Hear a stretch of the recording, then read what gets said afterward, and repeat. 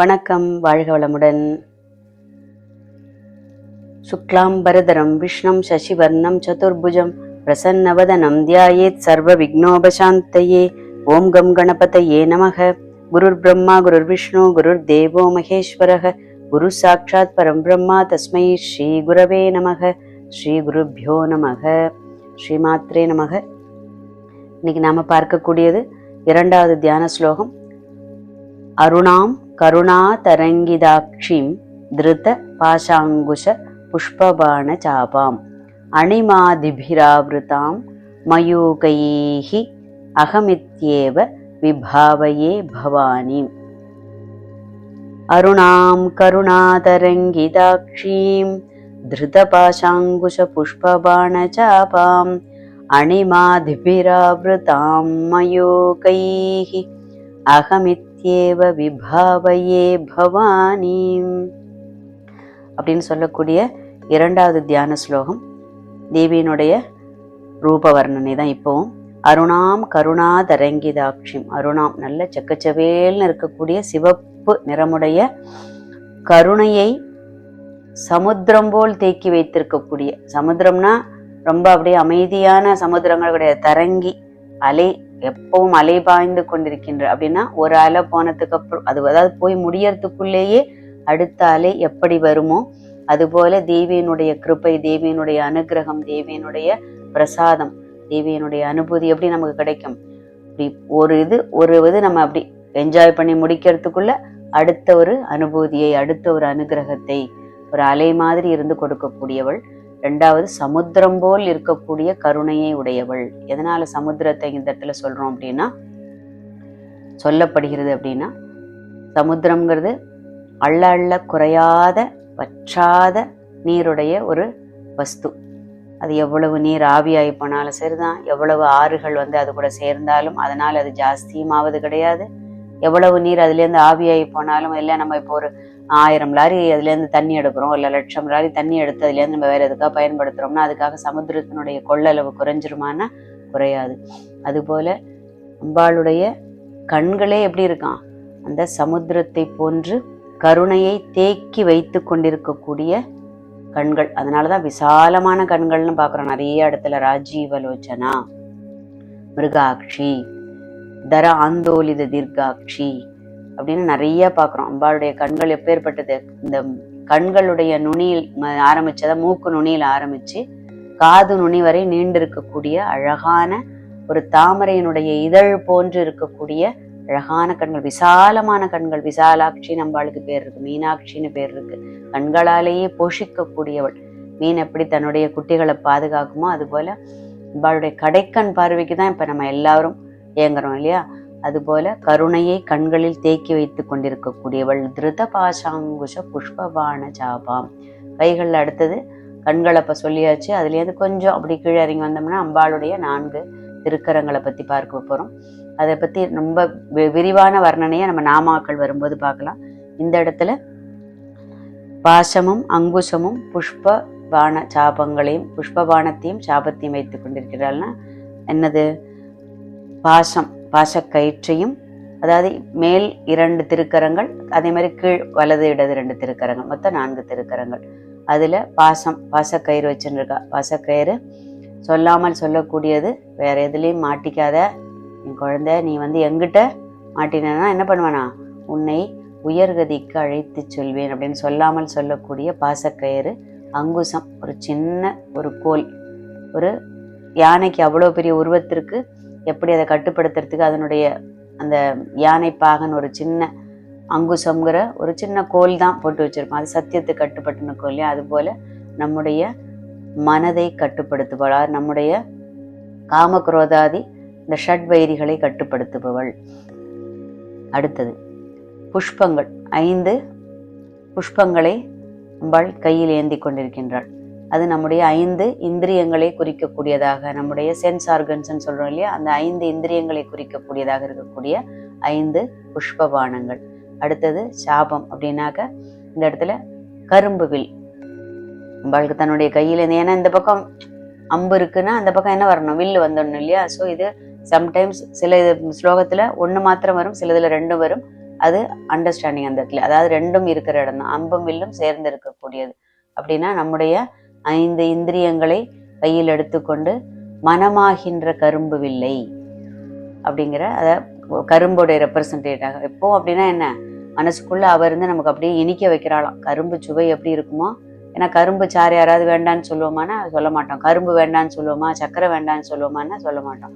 அது மாதிரி எப்பவும் நம்முடைய மனதிற்குள் அந்தர்முக, அதாவது அந்தர்யாமியாக இருந்து கொண்டு, சைத்தன்யமாக இருந்து கொண்டு மனதை இனிக்க வைப்பவள்னு ஒரு அர்த்தம் இருக்கு. அதுக்கு நிறைய அர்த்தங்கள் இருக்கு. பின்னாடி அதுக்கு கனெக்டடா நாம வரும்போது இன்னும் டீட்டெயிலா பார்ப்போம்.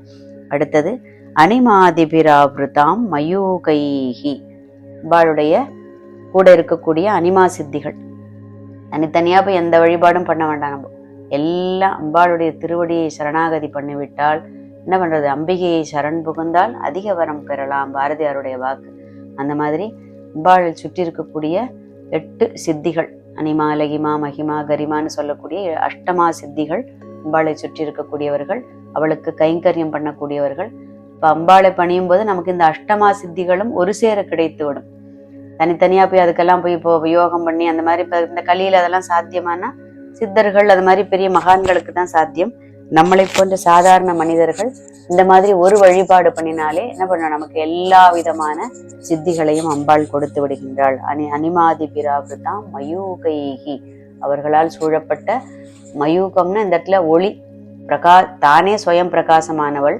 அந்த அனிமா சித்திகள் அதற்கு இன்னும் ஒளிக்கு ஒளியூட்டக்கூடிய அந்த மாதிரி இருக்கக்கூடிய ஒரு ஒளி பிரபாவத்தின் நடுவில் அம்பாள் இருக்கக்கூடியவள். அகம் இத்தியேவ விபாவையே பவானின், அப்பேற்பட்ட உன்னை, பவானின்னா நிறைய அர்த்தம் இருக்கு. பவனின் பத்னியாக இருக்கக்கூடிய, பவன் யாரு, சிவனுடைய பெயர். இந்த சிவனின் பத்னியாக இருக்கக்கூடியவள் நம்முடைய பவசாகரத்தை இந்த கரையிலிருந்து அந்த கரைக்கு கொண்டு சேர்ப்பவள் அப்படின்னு சொல்லக்கூடிய நிறைய அர்த்தங்கள் இருக்கு. நிறைய பின்னாடி நாமாக்கள் வரும்போது இன்னும் திரும்ப இன்னும் டீட்டெயிலா பார்ப்போம் நம்ம. அப்போ அகமித்யேவ விபாவையே, விபாவங்களுடைய, அம்பாளுடைய விபாவங்களை வார்த்தைகளினாலோ இல்லை இந்த ஜென்மத்திலேயோ சொல்லி தீர்க்க முடியுமான்னா முடியாது. அப்பேற்பட்ட விபாவங்களை உடையவள், பிரசித்தியை உடையவள், அப்பேற்பட்ட லீலைகளை மகத்துவத்தை உடையவள், அப்பேற்பட்ட இந்த பவானியை, பவானிங்கிற நாமா ஒன்று மாத்திரமே நம்மை இந்த லௌகீக வாழ்க்கையிலிருந்து கரை சேர்க்கக்கூடிய ஒரு உத்தமமான ஒரு நாமா. அது அப்பேற்பட்ட உன்னை நான் தியானிக்கின்றேன். விபாவையே பவானி அப்படின்னு சொல்லக்கூடிய 2வது தியான ஸ்லோகம்.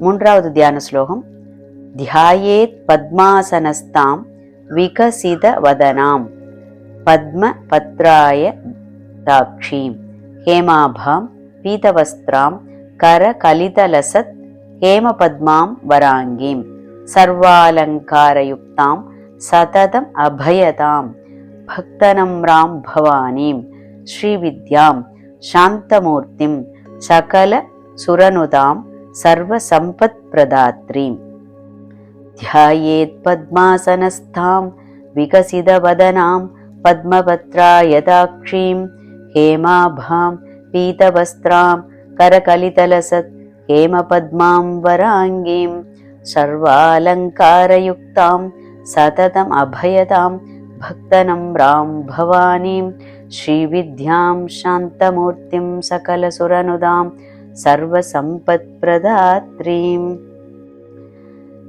3வது தியான ஸ்லோகத்துல அம்பாளை லக்ஷ்மியாக பாவிக்கிறதாக சில வியாக்கியானருடைய கருத்து. எப்படி இருந்தாலும் எல்லாம் அவள் தான்.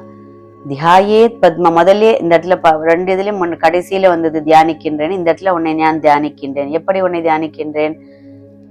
பத்மா ஆசனஸ்தாம், பத்மா சனஸ்தாம், சனஸ்தாம்னா பத்ம ஆசனஸ்தாம், பத்மத்தை, பத்மம்னா லோட்டஸ் தாமரையை தன்னுடைய ஆசனமாக கொண்டவள். விகசிதவதனாம், தாமரைக்கு நிறைய பேர் உண்டு, பேர் இருக்கிறது. அது இப்ப இந்த இடத்துல நம்ம என்ன சொல்றோம், பத்மம்னு பாக்குறோம். விகசிதவதனாம், அம்பாளுடைய பிரசன்னமான வதனம்னா முகம், அம்பாளுடைய பிரசன்னமாக இருக்கக்கூடிய அந்த முகம். எதனால? எப்பவும் ஆனந்தத்தின் ஸ்வரூபம், பரமானந்த ஸ்வரூபம். ஏன்னா உள்ள இருக்கிறது தான் வெளியில ரிஃப்ளெக்ட் ஆகும் இல்லையா? அகத்தின் அழகு முகத்தில் தெரியும். அதுபோல மனசுக்குள்ள என்ன பாவத்துல இருக்குமோ, என்ன குணத்துல இருக்குமோ, அதுதான் நம்முடைய முகத்தில் வெளிப்படும். நம்ம எவ்வளவு மறைக்கிறதுக்கு முயன்றாலும் முடியாது. ஏன்னா இது ஒரு நல்ல ஒரு எல்இடி ஸ்கிரீன் மாதிரி வச்சுக்கலாம் நம்முடைய முகத்தை. அதனால அவள் உள்ளுக்குள் எந்த நேரமும் தனக்குள் தாமே ரமித்திருப்பதாலும் பரமானந்த ஸ்வரூபமாக இருப்பதாலும் அந்த ஆனந்தம் எப்படி எங்க வெளிப்படுறது? அந்த முகத்துல. அதனால பிரசன்னமான முகத்தை உடையவள். பத்மபத்ராயதாட்சிம். இப்பதான் பார்த்தோம் அம்பாளுடைய கண்கள் எப்பேற்பட்டது. பத்மபத்ரம், அந்த தாமரையின் ஒரு இதழ். அது எவ்வளவு ஒரு அழகா, அதாவது இந்த எண்டும் அந்த எண்டும் ஷார்ப்பா இருக்கும், நடுவுல விசாலமா அகண்டு இருக்கும். அது போல விசாலமான கண்களோட ஒளியே. அப்படி விசாலமான கண்கள் அப்படின்னா குட்டியோண்டு கண்ணு இருந்துன்னா என்ன பண்ண முடியாது, பார்க்க முடியும். இப்ப நம்ம எல்லாம் பாக்குறோம் அப்படின்னா நம்ம எந்த இடத்துல இருக்கோமோ அந்த இடம் பிளஸ் நமக்கு நம்மளை சுற்றி இருக்கக்கூடிய இடங்களை மட்டும்தான் பார்க்க முடியும். ஆனா அவள் எப்பேற்பட்டவள், 7 14 லோகங்களையும் படைத்து அதில் உள்ள அத்தனை ஜீவராசிகளையும் போஷிக்கக்கூடியவள். அதனால அந்த கண்கள் எப்படி இருக்குமா, அப்படியே இமைப்பொழுதும் என் நெஞ்சில் நீங்காதான் தாழ்வாழ்க பாக்குறோம் இல்லையா சிவபுராணத்துல. அந்த மாதிரி பகவான் கண் கூட சிமிட்டுறது கிடையாது. அந்த நேரமும் தன்னுடைய ஜீவன்களை, தன்னுடைய ஜீவாத்மாக்களை என்ன பண்றான், அப்படியே மானிட்டர் பண்ணிட்டு இருக்காம்ப. அதனால் அம்பாள் அந்த மாதிரி இருக்கக்கூடிய பத்மபத்ராய அக்ஷிம். அக்ஷிம்னா கண்கள். பத்மபத்திரத்தை போல் இருக்கக்கூடிய அழகான கண்கள். அழகுக்கும் சொல்லலாம், பிளஸ் அவளுடைய அந்த கேர், நம்மளை ஒரு க்ஷணம் கூட நம்மளை விட்டு பிரியாத ஒரு துணை, விழுத்துணைம்பர் அபிராமி பட்டர். அந்த மாதிரி எந்த நேரமும், இந்த ஜென்மத்திற்கு முன்னாடியும் இப்ப நாம் இருக்கக்கூடிய இந்த ஜென்மத்திலும், இந்த ஜென்மம் முடிஞ்சு நம்ம என்னவாக போக போகிறோங்கிற எல்லா காலத்திலும், 3 காலத்திலும், நேத்தைக்கு இன்னைக்கு நாளைக்கு, அப்படி எல்லா காலத்திலும் நம்மை விட்டு பிரியாத ஒரு துணை. ஏன்னா அப்பேர் அந்த மாதிரி இருக்கிறவர்கள் மட்டும்தான் நம்மள என்ன பண்ண முடியும், பார்த்துக்க முடியும். இல்லாட்டா பாக்கி இருக்கக்கூடிய உறவுகளோ, நம்முடைய சொந்தங்களோ, நட்புகளோ, இல்லை நாமோ எல்லாமே அப்படியே அந்தந்த காலகட்டத்துல அப்படியே என்ஜின் கழட்டி விட்டு போயிட்டே இருக்கும் இல்லையா. அந்த மாதிரி அந்த போகி அந்த மாதிரி ஒரு காலகட்டத்துல ஒவ்வொருத்தர் அந்த பிரயாணத்துக்கு தயார்படுத்திகிட்டே இருக்கும் இந்த காலம். அந்த மாதிரி இருக்கும்போது எனக்கு பெஸ்ட் என்னோட என்ன சொல்லுவோம், கைடு இவர் தான், என்னுடைய இவர் அவர் தான் அப்படின்னு நம்ம யாரை சொன்னாலும் ஒண்ணு அவர்கள் நம்மை விட்டு போய் விடுவார்கள், இல்லைன்னா நாம அவர்களை விட்டு போய் விடுவோம். ஆனா இந்த ஒரு துணையானது நம்ம இந்த ஜனனம் எடுக்கிறதுக்கு முன்னாடி என்னவா இருந்தோம் அப்பவும் நம்ம கூட தான் இருந்தது. இந்த ஜென்மம் எடுத்தோம் இப்பவும் நம்ம கூட தான் இருக்கு. நாளைக்கு இந்த ஜென்மம் முடிஞ்சு நம்ம என்னவாக போகின்றோம் அது அந்த சூக்ஷ்மமான அந்த பரபிரம்ம ஸ்வரூபத்துக்கு தான் தெரியும். அப்பவும் நம்ம கூட இருக்கக்கூடியது அவள் தான். அதனால் நிரந்தரமான எப்பவும் உள்ள ஒரு துணை.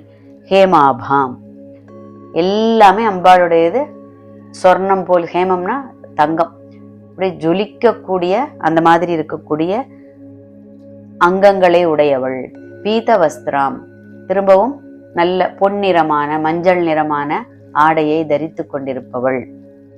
மஞ்சளுக்கும் பொன்னிறத்துக்குமே ஒரு வித்தியாசம் உண்டு. எப்படின்னாக்க மஞ்சள்ங்கிறது அந்த நிறம் டாமினேட் பண்ணிடும், எல்லாத்தையும் டாமினேட் பண்ணி அதுதான் டாமினண்டா தெரியும் அந்த மஞ்சள் கலர் இல்லையா. நிறைய இப்ப நம்ம ரோடெல்லாம் கூட பாக்குறோம் இல்லையா, அந்த மஞ்சள் கலர் தான் பிரதானமா இருக்கும். ஏன்னா நல்ல விசிபிளா தெரியணும் அப்படிங்கிறதுக்காக.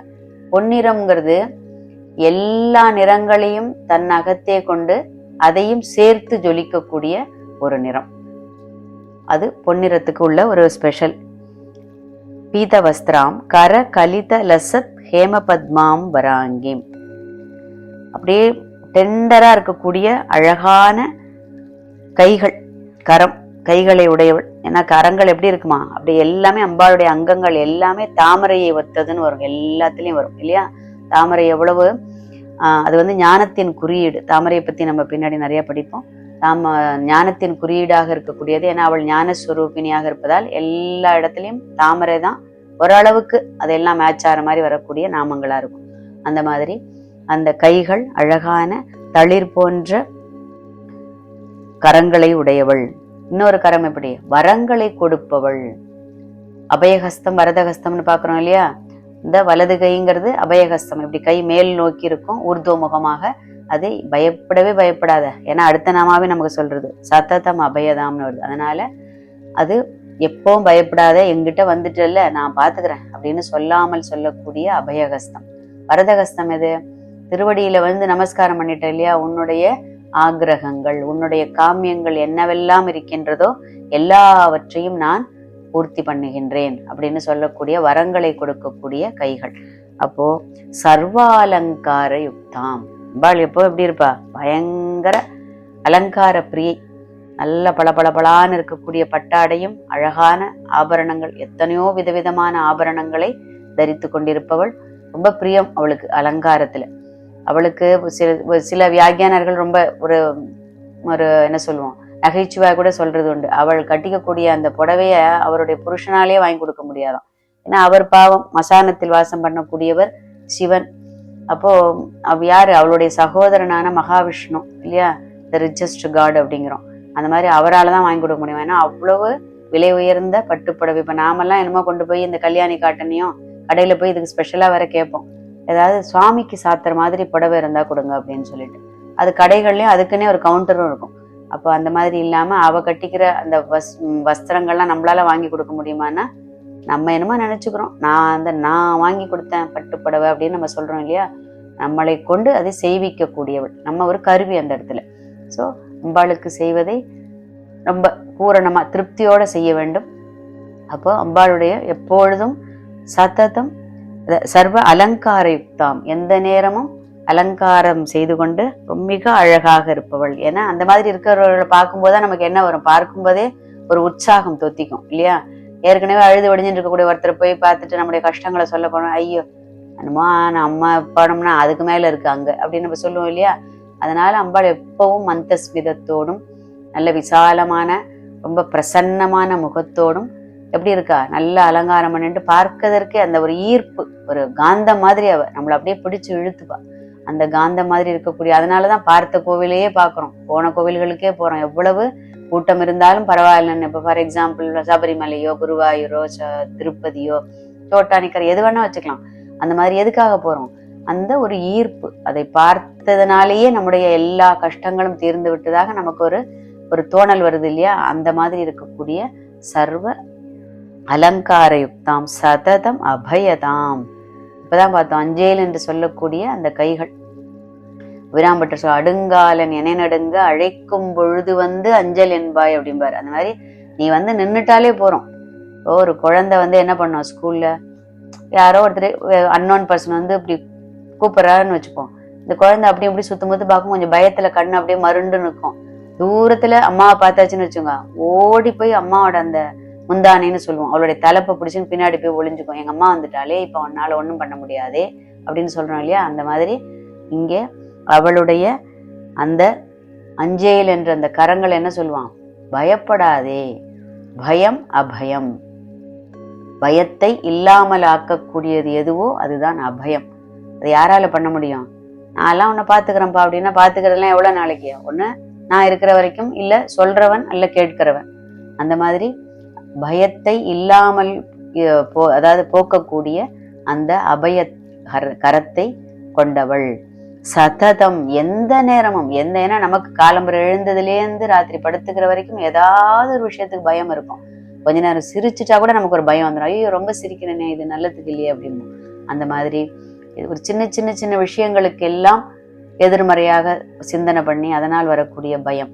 இந்த மாதிரி நிறைய, அதுல பெரிய பயமான மரண பயம் இல்லையா. யாராவது எனக்கெல்லாம் ஒண்ணும் இல்லப்பா இப்ப கூப்பிட்டா கூட நான் போயிடுவேன் அப்படின்னு சொன்னா அதெல்லாம் சுத்த போய். ஏன்னா மரணம்ங்கிறது ஞானிகளை கூட கொஞ்சம் அசைச்சு பார்த்துருமா. அந்த மாதிரி காலம் அப்படின்னு சொல்றோம் இல்லையா, அந்த மாதிரி இருக்கக்கூடிய அந்த மரண பயம், அதை இல்லாமல் ஆக்குபவள் சததம் அபயதாம்.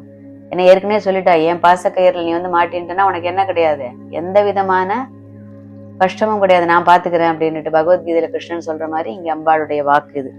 சததம் அபயதாம் பக்தனம் ராம் பவானி, பக்தர்களின் குறைகளுக்கு செவி சாய்ப்பவள். அது கொடுத்து கேட்கணும். நம்ம ஒருத்தட்ட போய் ஏதோ ஒரு புலம்பல ஏதோ சொல்றோம், நம்முடைய கஷ்டத்தை சொல்றோம்னா அவன் ஏதோ வேற ஏதோ ஜோன் அவுட் ஆகி வேற எங்கேயாவது உட்காந்தான்னு வச்சுப்பான். உங்ககிட்ட வந்து சொன்ன பாரு இதுக்குவே எங்கேயாவது செவுத்துல முட்டிக்கலாம் அப்படின்னு நம்ம சொல்லுவோம் இல்லையா. அந்த மாதிரி நம்முடைய குறைகளை காது கொடுத்து கேட்பவர்களாக இருக்க வேண்டும். இன்னைக்கு காலகட்டத்துல நம்ம ஒரு தடவை ரெண்டு தடவை நம்முடைய குறைகளை கேட்டு மூணாவது தடவை நம்ம தலையை பார்த்தாலே ஐயோ வந்துடுத்து பார், அவ்வளவுதான் போட்டு அருன்னா இருக்க போறது அப்படின்னு நம்ம பார்த்தாதே பயப்படுவோம். ஆனா இவள் எவ்வளவு தடவை போய் சொல்றோம், நமக்கும் எனவு தெரிஞ்ச நாள்ல இருந்து இன்னை வரைக்கும் எவ்வளவோ தடவை அதே ஒரு லிஸ்ட் எடுத்துன்னு போய் அவள்கிட்ட சப்மிட் பண்ணிட்டு, எனக்கு அது வேணும் இது வேணும், எனக்கு அது கிடைக்கல இது கிடைக்கல, இது இப்படி இல்லை அப்படி இல்லை, ஏதோ ஒரு குறை இல்லையா. அந்த மாதிரி இருக்கக்கூடிய அந்த குறைகளுக்கு செவி சாய்ப்பவள். கேட்டுப்பா, பொறுமையா கேட்டுப்பா, கேட்டுட்டு அதுக்காக எல்லாம் நிறைவேறித்தா அப்படின்னா நிறைவேறும். எப்ப நிறைவேறும், அது காலகட்டம் வரும்போது அது டைம்ல தான் கிடைக்குமே ஒழிஞ்சு நம்ம கேட்டதும் கொடுத்தாச்சுன்னா அதனால் வரக்கூடிய பின் விளைவுகளை பத்தி நமக்கு தெரியாது இல்லையா. நமக்கு கண் முன்னாடி எது நமக்கு பிடிச்சிருக்கோ அது மட்டும்தான், அதனுடைய பிளஸ்ஸை மட்டும்தான் நம்ம பார்ப்போம்.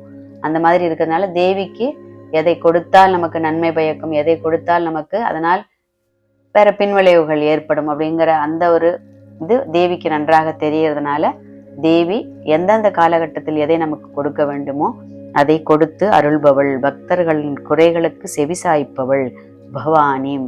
எகேன் பவானிம், நம்முடைய பவசாகரத்தை கடத்தி விப்பவள். இந்த கரையிலேருந்து அந்த கரைக்கு வேற யாராலையா கூட்டின்னு போக முடியுமானா முடியாது. இந்த கரைங்கிறது எது? இம்மை, நாம் இப்ப வாழக்கூடிய வாழ்க்கை. மறுமை, இதை காட்டிலும் உயர்கதிக்கு. ஏன்னா அடுத்த ஜென்மம் என்னவா இருக்குன்னு நமக்கு தெரியாது. இந்த ஜென்மமே 84 லட்சம் யோனிகள்ல பிறந்ததுக்கு அப்புறம் அரிது மானிடராய் பிறத்தல் அரிது. ஒரு மனுஷ ஜென்மம் கிடைச்சிருக்கு. இதை பாழ்படுத்தாம நல்ல விதமாக பயன்படுத்தினால் அடுத்த இதை காட்டிலும் உயர்ந்த நிலைக்கு நம்மை அழைத்து செல்பவள் ஸ்ரீவித்யாம், த சுப்ரீம் நாலேஜ், உயர்ந்த வித்தியாக இருப்பவள். அம்பாளை பற்றி பிரம்மத்தை பற்றி அறியக்கூடிய அறிவு, அதுதான் ஸ்ரீவித்யன்னு பேர். ஸ்ரீவித்யாம் சாந்தமூர்த்திம், எப்பொழுதும் சாந்தமாக இருப்பவள். நிதானமாக இருக்கிறவனால மட்டும்தான் நல்ல ஒரு அறிவுபூர்வமா சிந்திக்க முடியும் எப்பவுமே இல்லையா. நம்மளால ஒரு குடும்பத்தையே நிர்வகிக்க முடியல. அவள் எவ்வளவு ஜீவன்களை பாக்குறா. நம்ம 108ங்கிறோம், 1000 மேல பிரம்மாண்டங்களை படைச்சிருக்கான்னு சில புராணங்கள் சொல்றது. அந்த மாதிரி இருக்கும்போது அவ்வளவு ஜீவன்களை பார்த்துக்கணும் அப்படின்னாக்கா என்ன பண்ணணும்? நிதானமாக இருக்க வேண்டும், சாந்தமாக இருக்க வேண்டும். சாந்தம் எப்போ வரும்? மனசு எவ்வளவுக்கு எவ்வளவு அமைதியாக இருக்கின்றதோ அந்த அளவுக்கு தான் சாந்தம் வரும் இல்லையா. உள்ள ஏற்கனவே அங்க எரிமலையா கொமஞ்சுன்னு இருக்கும்போது வெளியில அப்படியே என் ஃபேஸ் அப்படி நான் சாந்த ஸ்வரூபியா நான் காமிச்சுக்கிறேன் அப்படின்னா வெளியில வேணா ஓரளவுக்கு வேணா கூட ஏதாவது நம்ம ஓரளவுக்கு மேனேஜ் பண்ணி ஃபேஸ் அப்படி வச்சுக்கலாம். ஆனால் நாம் எடுக்கக்கூடிய முடிவுகள், டெசிஷன்ஸ் சொல்றோம் இல்லையா, அதெல்லாம் எப்படி இருக்கும்? சரியா இருக்காது. ஸோ அவள் நிர்வகிக்கக்கூடிய ஈஸ்வரின்னு பாக்குறோம் இல்லையா. ரூலிங் கெப்பாசிட்டி, அந்த ஆளுமை திறன் யாருக்கு இருக்கின்றதோ அவன் தான் ஈஸ்வரன், ஈஸ்வரின்னு பெண்பாலா பாக்குறோம். அப்போ அது மாதிரி அந்த ஆளுமை திறன் இருக்கக்கூடியவன் எப்படி இருக்கணும்? சாந்தமா இருக்கணும். எடுத்தோம் கவுத்தோன்னு எதையா செஞ்சிட்டோம்னா அதனுடைய பின்விளைவுகள் பயங்கரமா இருக்கும். ஸோ இந்த பிரம்மாண்டத்தையே நிர்வகிக்கக்கூடிய அந்த ஈஸ்வரியாக இவள் இருப்பதால் சாந்த ஸ்வரூபியாக இருப்பவள். சகல சுரனுதாம், சகல விதமான 30 முக்கோடி சுரர்கள்னா தேவர்கள், சுரர்களால் பூஜிக்கப்படுபவள். சுரர்களால் பூஜிக்கப்படுவள்னா இங்க ஒரு ரகசியமும் சேர்த்து தெரிஞ்சுக்கணும். சுரர்கள்னா என்ன? தேவத்தன்மையோடு எவன் ஒருத்தன் அவளை அணுகுகின்றானோ, அவளை பூஜிக்கின்றானோ, அவளை பஜிக்கின்றானோ, அவளை துதிக்கின்றானோ அவனுக்குத்தான் என்ன பண்ணுவா? கிருப பண்ணுவா. அசுரனா இருந்தா என்ன பண்ணுவா? சம்ஹாரம் தான் பண்ணுவா. இது நமக்கு தேவி மகாத்மியமே பிரமாணம். இதுக்கு நிறைய இதுல பார்த்திருக்கோம். பட் நிறைய அதுல அசுரவதம் நிறைய வரும். மகிஷாசுரவதம், சண்டமுண்டவதம், சும்பனிசும்பவதம் அப்படின்னு நிறைய பாக்குறோம். அப்படி தேவத்தன்மையோடு இருப்பவர்களுக்கு எந்த நேரமும் சாது சம்ரக்ஷணம் கண்டிப்பாக. அவர்களுக்கு இப்படிங்கிறதுக்குள்ள ஏதாவது ஒரு முணுக்குன்னு ஒரு கஷ்டம் வந்தா கூட உடனே ஓடி வந்து நிற்பவள். அதனால மனிதன் பாதி மிருகம் பாதியா நாம இருந்தாலும் எதை நாம் வளர்த்து கொள்ள வேண்டும் அப்படின்னு சொல்லாமல் சொல்லக்கூடிய திருநாமம் சகல சுரனுதாம். சகல தேவர்களாலும், தேவர்கள்ங்கிறது தேவலோகம்னு மேல ஒண்ணு இருக்கு, தேவர்கள் இருக்காலும் நம்ம புராணங்கள் நமக்கு சொல்லி கொடுத்தாலும் அதை எங்க பார்க்கணும்? நமக்குள்ளேயே நாம் பார்க்க வேண்டும். சுரனு, சகல சுரனுதாம், சர்வ சம்பத் பிரதாத்ரீம். ஆகா, ரொம்ப இம்பார்ட்டண்டான நாம. லக்ஷ்மின்னு பார்த்துட்டோம் முதல்ல. சர்வ சம்பத்துக்களையும் நமக்கு பிரசாதிப்பவள். சம்பத்துனாலே நம்ம கண் முன்னாடி என்ன வந்து நிற்கும்? பொருள், நிறைய பணங்காசு, நகை நட்டு, வீடு வாசல், இது எல்லாமே லக்ஷ்மி கட்டாட்சம் அப்படின்னு நம்ம இப்படி கேட்டு கேட்டு வளர்ந்ததுனால அதுதான் பெருசா நினைச்சுக்கிறோம். இந்த இடத்துல அது மாத்திரம் தானா அப்படின்னு சொல்லிட்டு கேட்டோம்னா அது மாத்திரம் கிடையாது. ஏன்னா சம்பத்துங்கிறது அதெல்லாம் என்ன, இன்றைக்கு இல்லை நாளைக்கு இல்லை, அது அழிந்து போகக்கூடியது. ஆனால் அழியாத செல்வமான, உயர்ந்த செல்வமான அந்த ஐஸ்வர்யம் எது? மோட்சபதம், அம்பாளுடைய திருவடிகள். அதை அடைய வேண்டும்ங்கிறது தான் இருக்கிறதுலேயே பெரிய. அவள் அதையும் கொடுப்பதுக்கு தயாராக இருப்பவள். எது வேணுமோ அதை, எதை கேட்கறியோ அதை கொடுக்குறேன் அப்படிங்கிற. அதனாலதான் வரதகஸ்தம் வச்சிருக்கான்னு பார்த்தோம். அதனால பணம், புகழ், அறிவு, ஆரோக்கியம், பதவி எல்லாமே சம்பத்து தான் இல்லையா. நாம சம்பத்துனா என்னமோ நினைச்சுக்கிறோம், நிறைய பணங்காசு இருந்தா அது சம்பத்துன்னு சொல்லிட்டு. அப்படி எல்லாருடைய தாரணைன்னு சொல்ல வரல. பொதுவாகவே சம்பத்துனாலே என்ன நினைச்சுக்கிறோம்?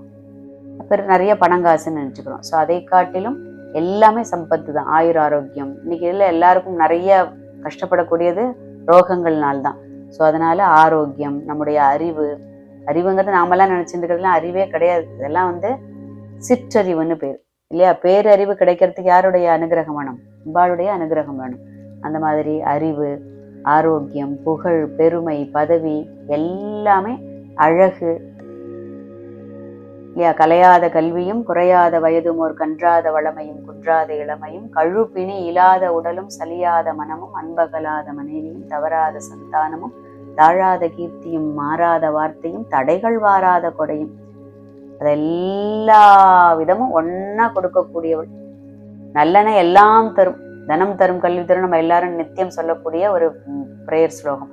அதுல வரும் இல்லையா? அவர் பார்த்தார் அபிராம் பட்டர், ஒன்னு ஒன்னா பட்டியல் போட்டு உட்காந்துருக்க வேண்டாம், கடைசியில நல்லன எல்லாம் தரும், அதையும் ஒரு கிளாஸ் வச்சுட்டார். அன்பர் என்பவர் கேட்டார் கடைசியில. அந்த மாதிரி பக்தர்களாக இருக்க வேண்டும். பக்தினா என்ன? நம்முடைய லவ் டுவர்ட்ஸ் காட். எது மேலேயோ நம்ம பற்று வைக்கிறோம் இல்லையா? எதையோ ஸ்நேகமா வச்சு நம்ம கொண்டாடுறோம் இல்லையா? அந்த பாசமும் நேசமும் அன்பும் யார் மேல இருக்கணும்?